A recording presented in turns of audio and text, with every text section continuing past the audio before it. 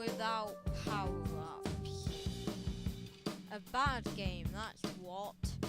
Nearly every single Mario game created has had its own variety of amazing power-ups. But there's one Mario game that doesn't have power-ups. What is it?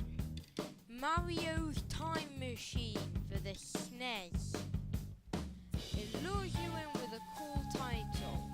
Who wouldn't want to go on a time-travelling Doctor Who style adventure with everyone's favourite pal Mario? But then you realise it's an educational game.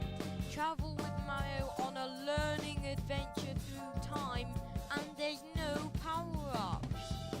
Why is there an educational game to do with Mario? Education about history is for history lessons to do, but that's not what we're here to talk about.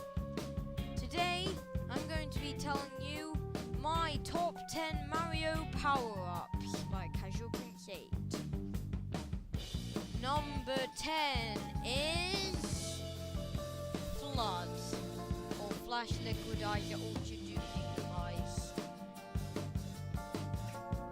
To be honest, not many people would actually say Flood would be a power-up, but he's with you for the whole game of Super Mario Sunshine, so he might as well be counted as a power-up. The reason I have Flood as my as my number 10 is because he's just awesome, and the fact that he allows Mario to zoom over jumps, fly up super high and then pound down on bosses and enemies, that's enough to make anyone like him, really. Number 9 is the Metal Cap.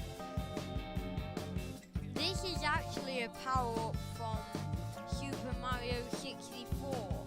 I'm not entirely sure why this is my number 9. It's not because of what it does to Mario, which is make him invincible. It's probably because the Metal Cap spawned the rise of Metal Mario, who is a playable character in Smash Bros. And Mario Kart 7 and 8. Metal Mario is one of my favourite characters, and that's why I like the Metal Cap so much. Number 8 is the Poison Mushroom. Now, this might surprise a few people.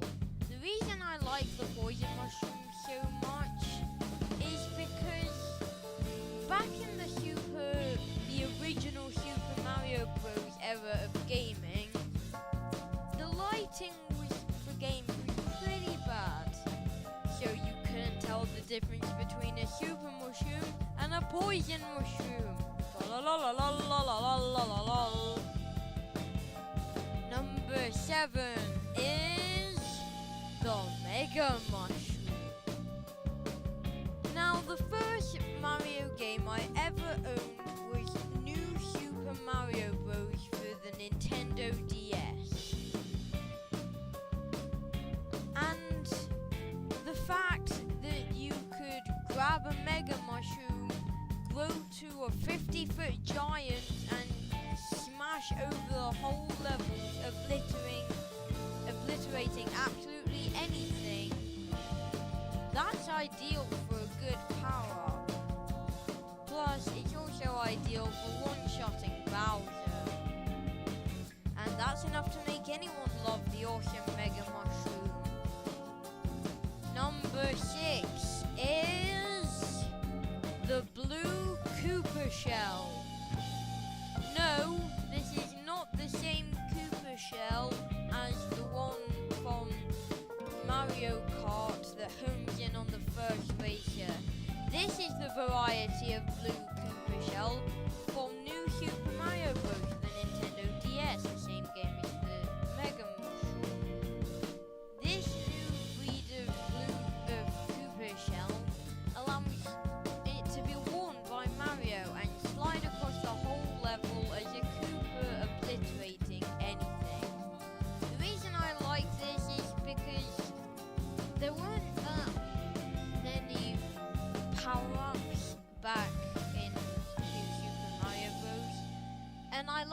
Koopa shell just because it was so unique and nothing had been done before.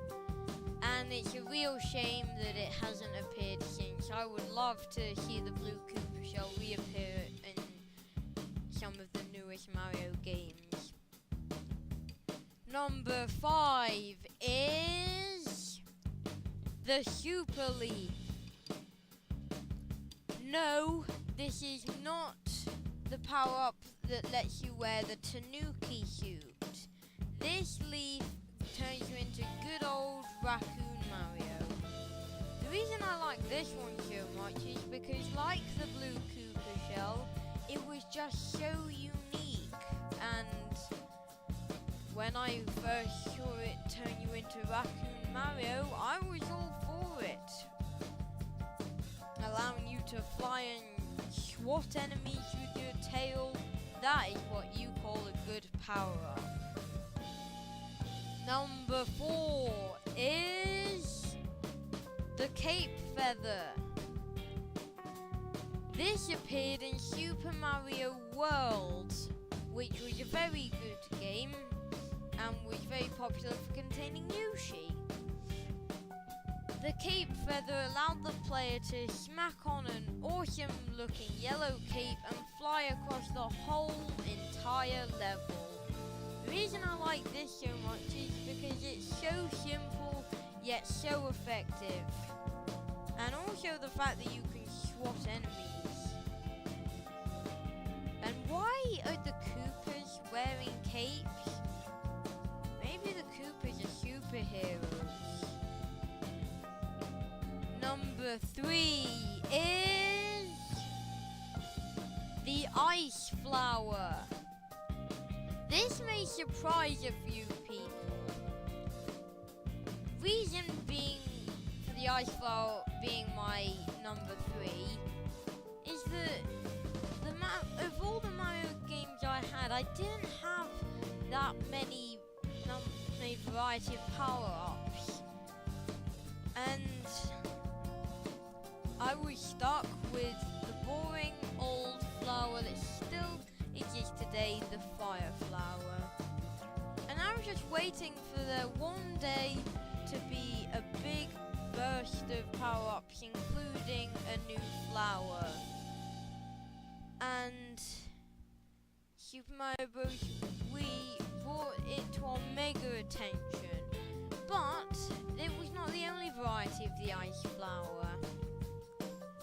True, there was a variety of the Ice Flower in Super Mario Bros.